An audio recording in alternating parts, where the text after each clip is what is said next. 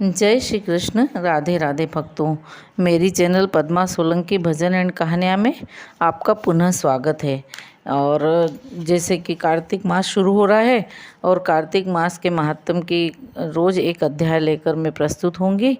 और आपको उम्मीद है कि यह कार्तिक माह का जो महात्म है उनके अध्याय आपको पसंद आएंगे। और वैसे भी कार्तिक मास तो सभी महीनों में कृष्ण भगवान को सबसे पवित्र कार्तिक का महीना लगता है और दिनों में एकादशी प्रिय है।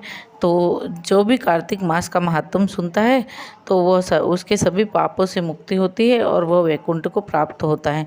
तो लीजिए सुनिए जो श्री गणेशाय नमः कार्तिक महात्म भाषा अध्याय 1। इस अध्याय में श्री कृष्ण भगवान और सत्यभामा का संवाद है। एक समय नैमिषारण्य तीर्थ में श्री सूत जी महाराज 88,000 सोनकादि ऋषियों से बोले, आज मैं आपके सामने कार्तिक महात्म की श्रेष्ठ कथा कहता हूँ, जिसे सुनकर मनुष्य सब प्रकार के पापों से छूटकर अंत में वैकुंठ को प्राप्त होता है। सूत जी कहते हैं, श्री कृष्ण की से आज्ञा लेकर नारद जी के चले जाने पर सत्यभामा प्रसन्न होकर श्री कृष्ण से बोली, हे नाथ, मेरा जीवन सफल हो गया। मेरे माता पिता भी धन्य हैं और मैं भी धन्य हूँ, जिन्होंने मुझ जैसी त्रैलोक की सुंदरी को जन्म दिया है, जो आपकी 16,000 रानियों में सबसे अधिक प्यारी हुई है। आज मैंने यह कल्प वृक्ष आदि पुरुष नारद जी को विधि विधान पूर्वक दान में दे दिया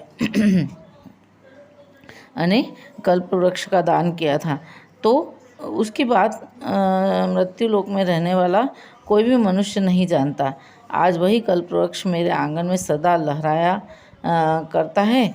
हे स्वामी, आज मैं आपसे कुछ पूछना चाहती हूँ। यदि आप मुझ पर प्रेम रखते हैं तो विस्तार पूर्वक वह सुकृत्य बताइए, जिससे कि मैं अपने हित के लिए कोई कार्य कर सकूं। उसके सुनने एवं करने से कल्प पर्यंत तक भी आप मुझसे विमुख न हो पाएँ। सूत जी कहने लगे, सत्यभामा के ऐसे आश्चर्यपूर्ण वचनों को सुनकर श्री कृष्ण जी हंसते हुए बोले, विलास भावपूर्वक सत्यभामा की बाँह पकड़कर कल्प वृक्ष के नीचे ले गए और बोले, हे प्रिय, समस्त रानियों में मुझे तुम प्राणों के समान प्यारी हो। तुमसे ज़्यादा मुझे और कोई रानी प्रिय नहीं है। तुम्हारे लिए देवताओं और देवराज इंद्र से भी मैंने विरोध किया था। इस विषय में मैं तुमसे जो कहता हूँ ध्यानपूर्वक सुनो। हे सुलोचने, एक दिन मैं तुम्हारे साथ गरुड़ पर सवार होकर इंद्रलोक को गया था। वहाँ जाकर मैंने तुम्हारी इच्छा से इंद्र में से कल्पवृक्ष मांगा। इंद्र के मना कर देने पर गरुड़ का इंद्र से घोर युद्ध हुआ। गरुड़ एवं इंद्र के युद्ध में गरुड़ की चोंच में गौओं के कान और पूंछ कटकर जो पृथ्वी पर गिरे, वे उनके कान से तमाकू और पूंछ से गोभी तथा जो रुधिर बहा उससे मेहंदी उत्पन्न हुई है, जिसके सेवन करने से मोक्ष की प्राप्ति नहीं होती है। गौओं के सींग से भी गरुड़ के 3 पंख पृथ्वी में गिर पड़े। इनसे नीलकंठ, मोर और चकवा चकवी उत्पन्न हुए। इनके दर्शन से गरुड़ जी के दर्शनों के बराबर पुण्य फल प्राप्त होता है। हे प्रिय, जब तुम्हें हर चीज़ दे सकता हूँ, हर एक कार्य पूरा कर सकता हूँ और हर बात तुमसे कह सकता हूँ, तो क्या तुम्हारे किसी प्रश्न का उत्तर न दूंगा? हे प्रिय, तुम्हें जो पूछना है सो पूछो, मैं बताऊंगा।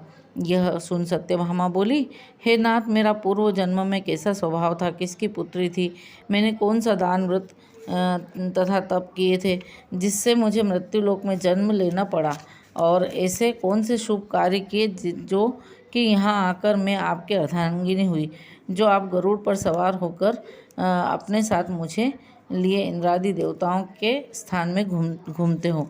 तब भगवान श्री कृष्ण बोले, हे कांते, तुम पूर्व जन्म में कौन की पुत्री थी, कौन से पुण्य व्रत आदि तथा शुभ कार्य किए थे, वह सब मैं तुमसे कहता हूँ, ध्यानपूर्वक सुनो।